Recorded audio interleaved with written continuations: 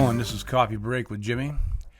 I guess by now everybody realizes that we had two National Guardsmen that were shot today. Has some conflicting reports. Actually, the governor from Virginia apparently where the National Guardsmen were deployed from, and the first report, of course, early report that they were in critical condition. I don't know where they were shot or how bad it was, but they're in critical. And then the governor from Virginia had said that, or West Virginia, said that they had passed on. But then they went back on and retracted that because they hadn't passed on. They're still in critical condition. So they're still alive. So that's a great thing. So so pray for them.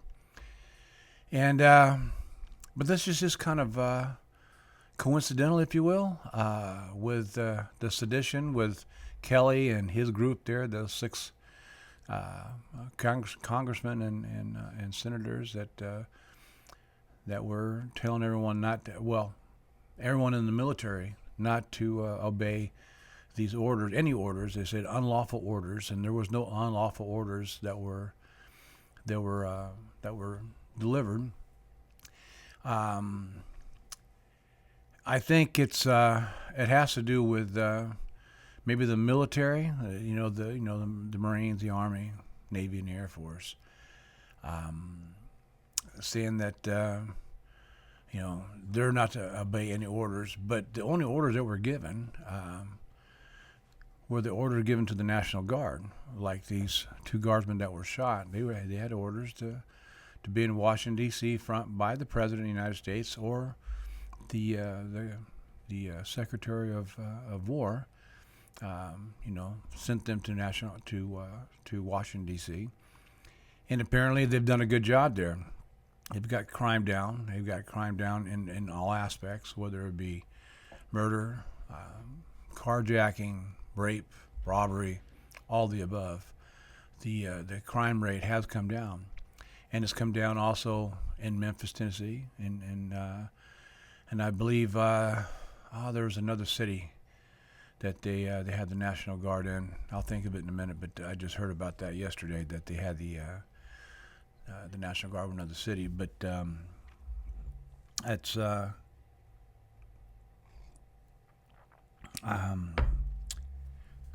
these senators. I guess Kelly's taking most of the heat because he's a senior one. He's actually a retired officer from the Navy, I believe.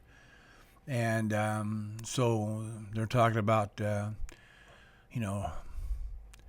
recommissioning him back into the Navy and then court-martial him and giving him a dishonorable discharge. I don't know how all that works, but I do know when you do sign on the dotted line, like I once did, to protect and serve, for the United States, and the orders that are given to you, you obey those orders. Now there are some illegal orders, like just say for instance that maybe your commanding officer of some sort in whatever capacity tells you wants you to shoot somebody, and you're not in war. He just wants you to go shoot somebody because he don't like this guy or whatever. But that's an unlawful order. Okay, now that's a little extreme.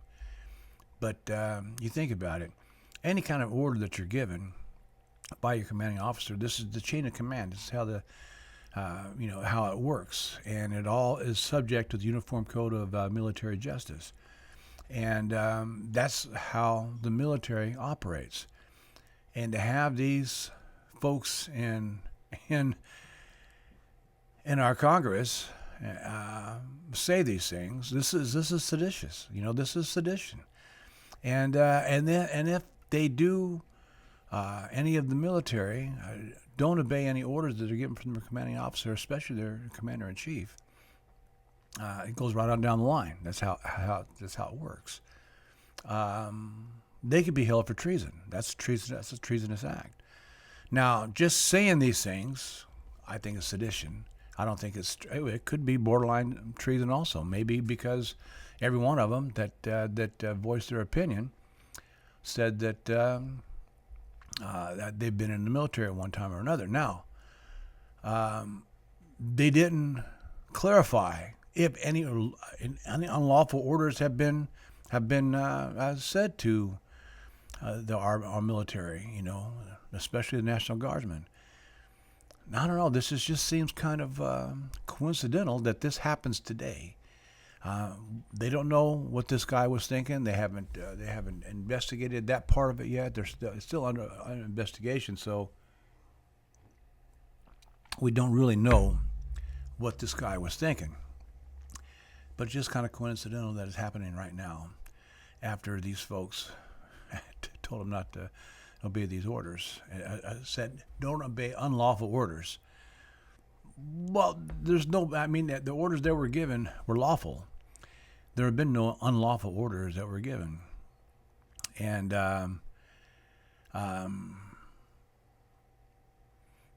we haven't come under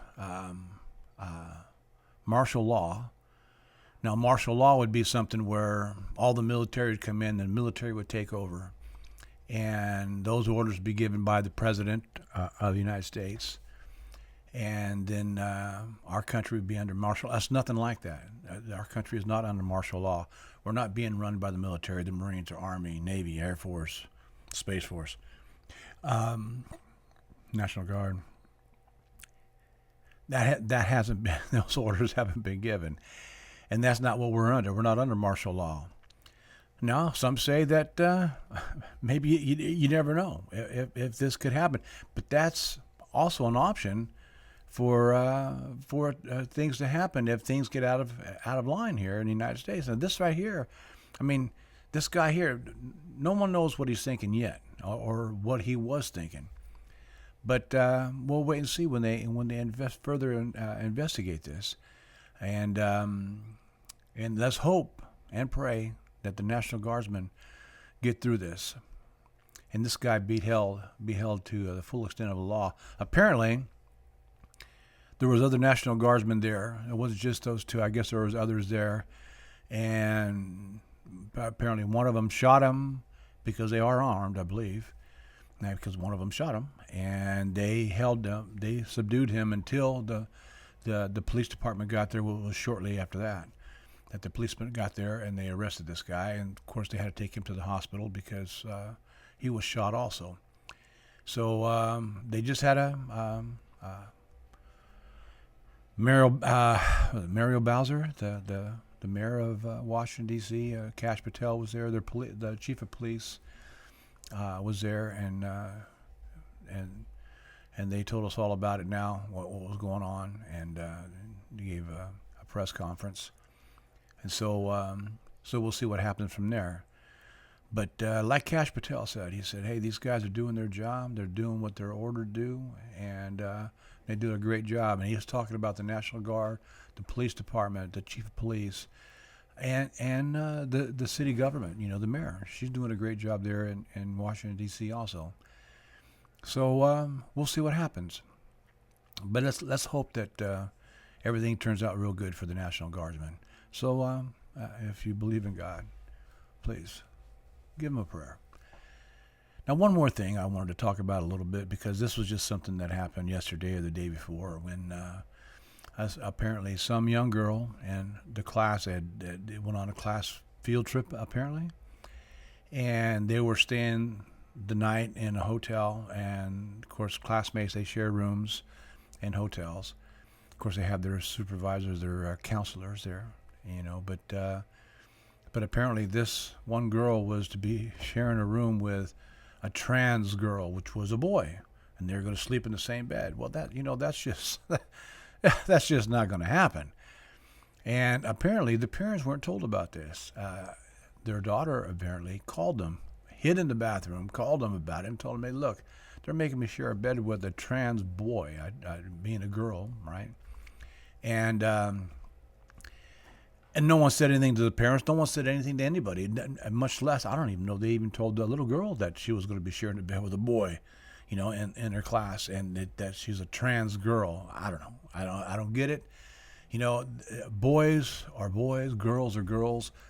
If they want to change their identity when they become 18 years old, if they're gay, they're gay, and of course that they usually tell that early on, or they're lesbians, but not telling the parents. I mean, that's just that is, I mean, so ridiculous on its face. Now, I remember I grew up with a girl one time. She's a little bit younger than me, and she wanted to be. Oh, she always said she wished she was a boy, and she played with the boys, and she was a girl, and she was a pretty little girl, but she was a girl. But she wanted to play with the boys, and she wanted to be a boy. She always said, "I wish I was a boy," so on and so forth. Of course, they didn't have this was going on at how things are going on now. This was, you know, 50 years ago or better. And sure, of course, she grew out of it. She grew up to be a beautiful woman. She married a friend of mine from high school. They got 2 kids, and they've been married for the better part of 40 years. And so sometimes it's just a stage that boys and girls, young boys and girls, will go through sometimes. And you just let them get through that stage. The like little girls that want to be boys, they always call them tomboys, right? That was her name. She's just a little tomboy, that's all. But she outgrew it, and most of them do. Some of them stay that way. Some of them become gay. Some of them become lesbians, so on and so forth. And that's okay. But this trans stuff, this is getting out of hand. It's getting way out of hand. And, they're giving them too much, I don't know what you want to call it, but it's just, they're giving them too much space to do this sort of thing. And it's just wrong. Okay. Boys are boys, girls are girls. That'll never change. They're not, just look at Bruce Jenner. Okay. Bruce Jenner does thing out Caitlyn Jenner. She likes to dress up as girls. She likes looking like a girl. But guess what? He's still got all his parts. And he is still a boy. And he's against girls, or boys rather, competing against girls in sports. And that's ridiculous also. And so that means when you get to a certain age, you want to do that sort of thing. You want to be transvestites or whatever they call them. They want to do this sort of thing. Well, then more power to you. You're going to have your own sector that part of the world you're going to live in.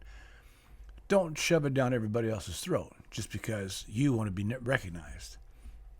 Anyway, I hope that family sues that school and the school district for everything they got for making that happen for that poor little girl. So anyway, I just want to mention that. That was something that had just happened the other day. And let's see how that turns out. The parents are probably going to sue the school district. But back to the Guardsmen. Please say a prayer for them. They're hanging on the edge right now. And but it's just kind of funny how this sedition thing that's going on with these senators and congressmen. Someone that just really coincidental. They got to be held accountable, I believe, because I believe it's just too coincidental. So, anyhow, this is Coffee Break with Jimmy. Please subscribe, hit that notification bell, press like, share, and I'll see you next time on Coffee Break with Jimmy. Thanks.